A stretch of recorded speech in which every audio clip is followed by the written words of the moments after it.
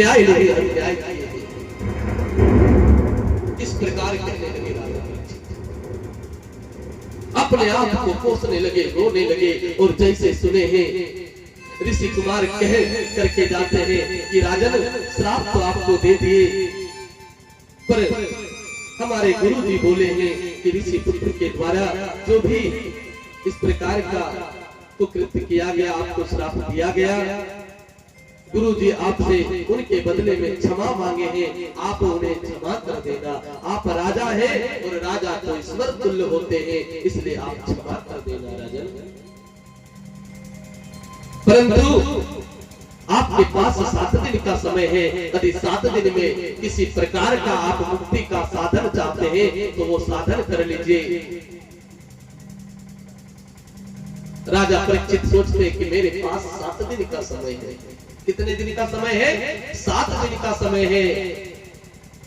लोगों के पास पल भर का समय नहीं होता है, ध्यान दीजिएगा। कब क्या हो जाए इसकी गारंटी नहीं है, परंतु राजा परीक्षित निश्चित होते हैं कि मेरे पास 7 दिन का समय है, 7 दिन तक हमें कुछ होगा नहीं। श्रीमद् भागवत महापुराण में वर्णन आता है कि द्वापर युग में 2 लोगों को पहले ही सूचना मृत्यु का मिल चुका था। वो एक है राजा परीक्षित और दूसरा है कंस। बाकी मृत्यु का सूचना किसी को मिलता नहीं है। किसी को मिलता है क्या? नहीं मिलता है। कब क्या हो जाए पल में परले होते हैं, कब किसकी सांस रुक जाए वह कहा नहीं जा सकता है। परंतु राजा परीक्षित के पास 7 दिनों का समय है।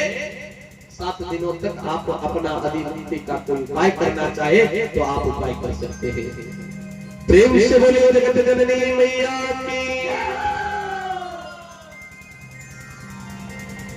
7 दिन के उपाय करने के लिए जैसे ही सुनते हैं वह तुरंत ही अपने घर में पुत्र होते जन्मेजय उनको सिंहासन पर विराजमान करते, उनका राज तिलक करते और उसी समय घर से निकल जाते गंगा तट की ओर। प्रेम से बोले जगत जननी मैया की जय हो।